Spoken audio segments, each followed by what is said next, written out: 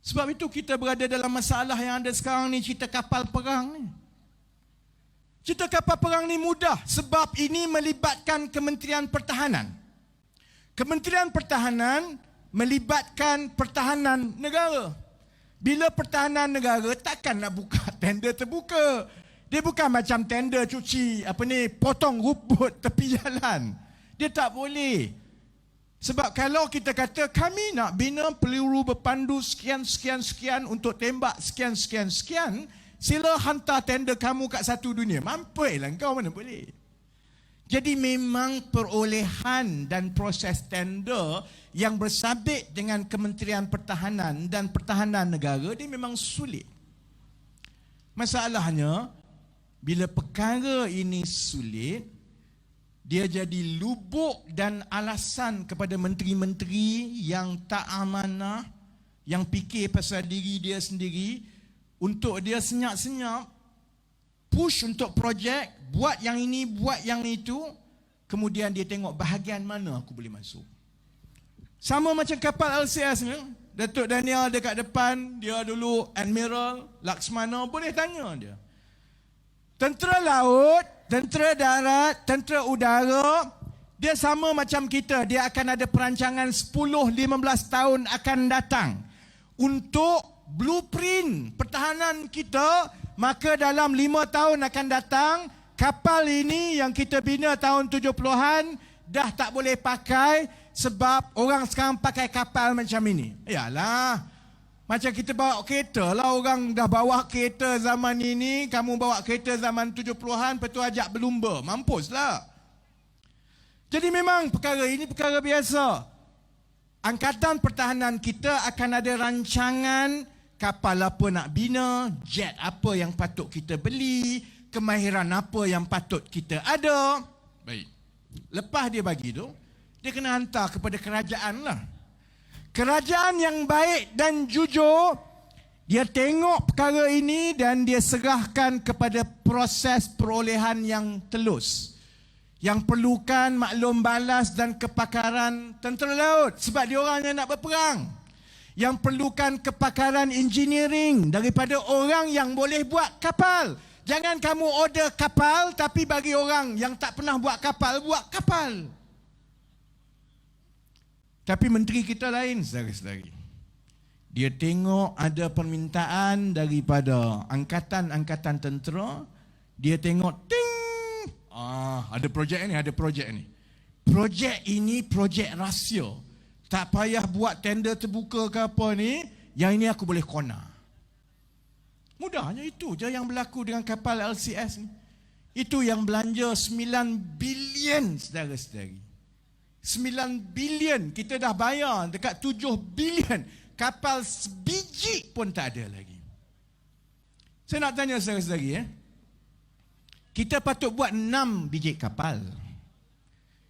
Kita dah belanja sampai 7 bilion. Ada peruntukan 2 bilion saja lagi. Kapal yang pertama tu pun baru 50% lebih je siap. Kapal 2, 3, 4, 5 tu lagilah 2 baru mula, yang itu ada sikit-sikit. Kalaulah kita belanja habis sampai 2 bilion dan tambah lagi 2 bilion yang Hishamuddin kata, kita paling lajak pun 11 bilion, tambah lagi 2 bilion. Saudara-saudari rasa berapa biji kapal yang boleh siap? Ingat 6 biji siap ke? UMNO marah, Bersatu marah bila saya cakap. Kita paling hebat kalau dapat 2 kapal pun dah cukup baik, saudara-saudari. Habis macam itu je. Kita takkan dapat dah kapal kita tu. Memang kita lawak, memang saya cerita orang gelak. Tapi sedih, saudara-saudari. 11 bilion habis. Paling hebat kita dapat 2 kapal. Ini soal duit habis tu satu hal. Pergi bercakap dengan tentera laut. Beritahu kat dia orang, minta maaf Laksmana, minta maaf Kapten, minta maaf klasi askar. Kamu ada 2 biji kapal je. Peruntukan semua dah habis, kebajikan kamu tak ada, latihan semua tak ada. 2 biji kapal je saya. 2 biji kapal dalam keadaan perairan kita sekarang ini jadi tempat orang berebut China pun masuk, Indonesia pun ada, Filipina pun ada. Di Selat Melaka, dalam keadaan kita ada serangan daripada lanun-lanun kepada kapal-kapal dagang. Memang cerita dia lawak. Memang orang rasa celaka punya menteri. Bagi saya, Latif ke, Najib ke, Allah dah tetapkan nasib kamu. Kamu dah dapat, kamu dah bermewah. Bila kena masa kamu, kamu akan terima hukuman. Jawab di dunia, jawab di kubur. Yang itu saya tak kisah sangat dah.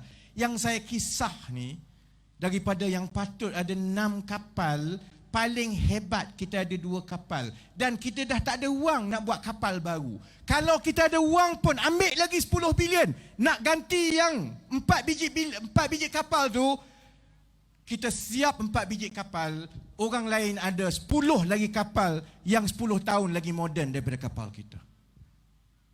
Sebab itu saya rasa kesan dia besar. Kesan dia bukan soal sakau duit saja. Kesan dia ialah kamu khianat.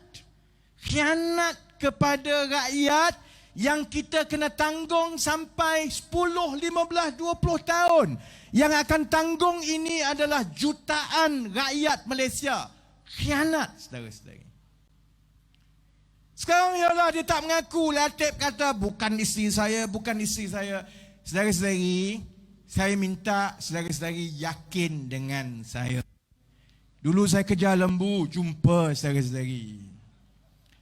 Masa saya sebut awal-awal ada lembu dalam kondo, semua maki hamun saya.